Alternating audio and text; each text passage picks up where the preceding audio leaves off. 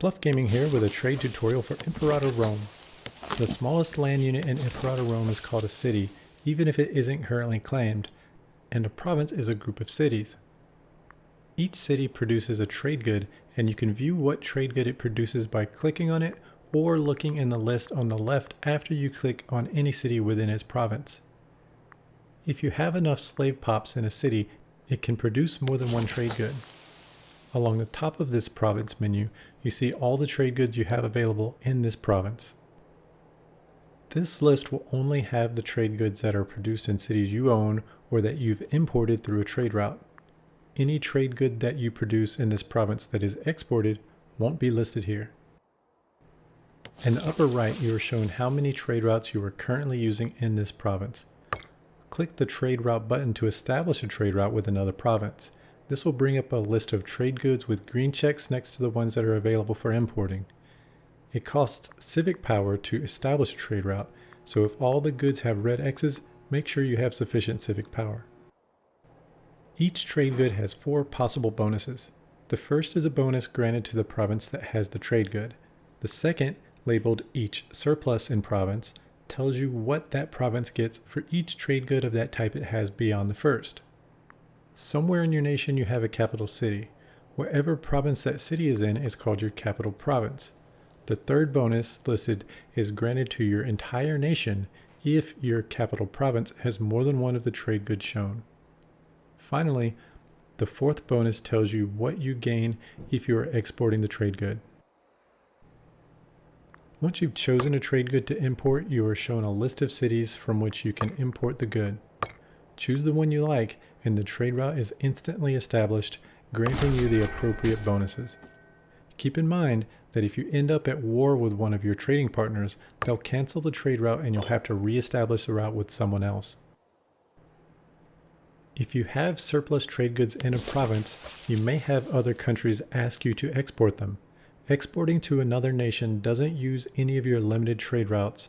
You'll get a notification at the top of your screen whenever a trade is requested. You can also export goods from one of your provinces to another province you own, but this will use one of the importing province's trade routes. You can open your trade overview by clicking up here or pressing F9. This will show you all your current imports and exports, and as you can see, you get a monthly income from each. Both imports and exports grant you monthly income, but exports tend to be worth more. Also in the overview will be listed any bonuses you currently get from exports or capital surplus. Provincial surplus bonuses aren't listed here. You can gain additional capital import routes, and this number tells you how many extra you have. You can also get additional provincial import routes, which will be shown here. These can be gained from random events, your economic policies, your laws, technological advances, national ideas, whenever your national influence is upgraded to a status like regional power, or by being a plutocratic government type. Further, an individual province can gain an additional trade route by enacting the encourage trade policy. That's your bottom line up front. Stick around if you'd like to see more detail about trade.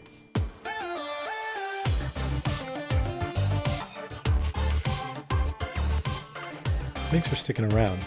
In a previous video, I said it would be boring to listen to me read out all the bonuses granted by each trade good, and I still think that's true.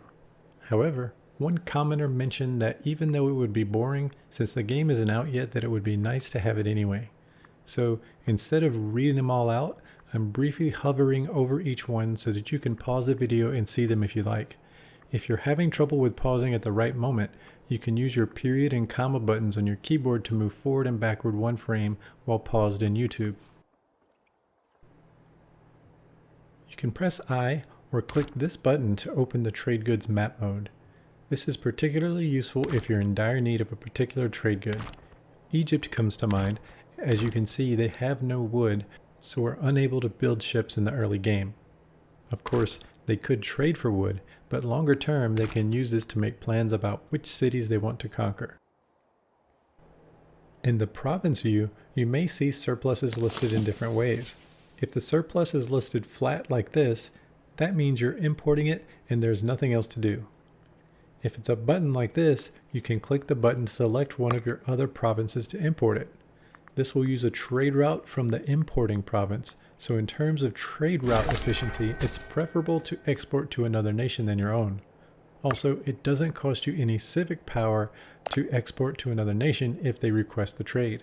However, you do have to spend civic points to trade to yourself. On the other hand, exporting to yourself grants you both sides of the trade good bonus, both the export bonus and whatever bonus you get from importing it to the other province. This can be very useful if you're in need of a particular bonus in a different province. For instance, I have low supply here in Libya and I'm expecting barbarian attacks soon, so exporting vegetables to this province will let me keep more cohorts in the area without triggering attrition. Speaking of surplus goods, let's take a look at the land reforms law called Land Seizure Protocol. This law modifies the number of slaves needed for a surplus by -2. This alludes to a way we can produce more than one of a trade good in a city. Every city in the game produces one type of trade good, but for every 15 slaves we have in a city, it produces one extra of that trade good. Laws like Land Seizure Protocol can reduce that number to 13. And there are technologies and other modifiers that can reduce this number even further. Slaves grow like any other pop type, but if you're regularly fighting, you may find that your capital city has an abundance of slaves gained when you capture cities during war. Civic power can be used to move these slaves, but if you're like me, you'll rarely have any excess civic points due to spending them all on technology. Now let's take a look at some ways to gain additional trade routes. If we look at our economy menu, we see that lowering our commerce income to free trade will cost us 15% of our national commerce income. That is to say, the income we get from our citizens. However, we will gain +1 province import route. If we only hold 1 or 2 provinces, that isn't a huge change. But with many provinces, each getting another trade route, you may decide that it's worth the drop in commerce income, especially since each of those trade routes will come with income of its own. Over in maritime laws, we see that we can gain a capital import route by adopting lowered import tariffs. An additional capital import route isn't as good as an added province import route since those add to all provinces, but if any one province were to get an additional route, our capital province would be the one we wanted in, so this is still a pretty good law. Occasionally, you'll be offered an invention that adds import routes. And here, I'm being offered an additional capital import route for 112 civic power points.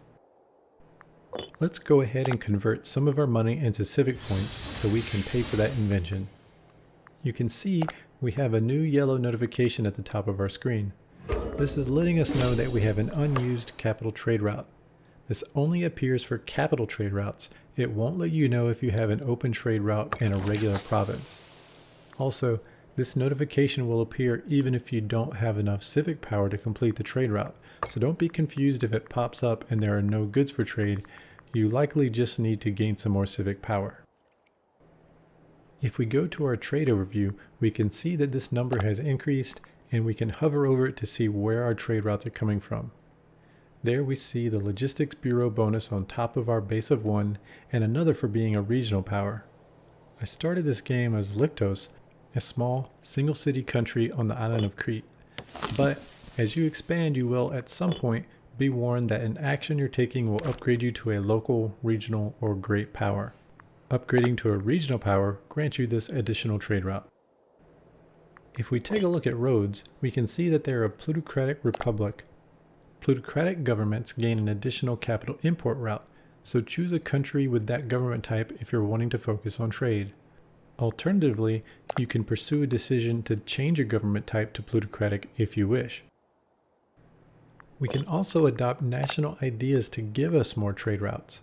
The idea selection menu is grouped in 3s. When you start the game, you have access to the first of each set of 3.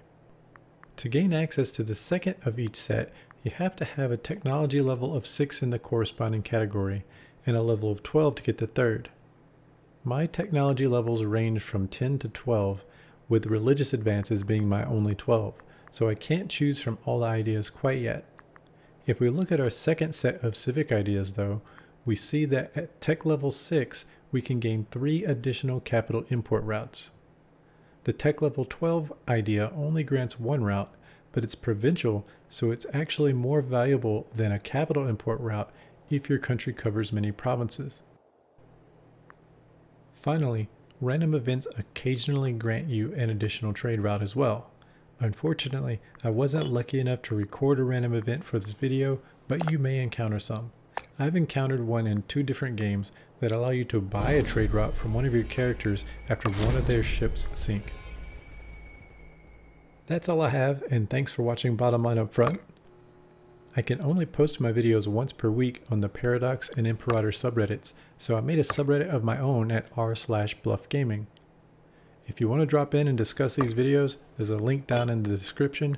Subscribe here or over at r/BLUF Gaming if you like these videos and you want to see future ones as they come up. Comment on either platform to let me know how I'm doing or what topics I should cover in the future.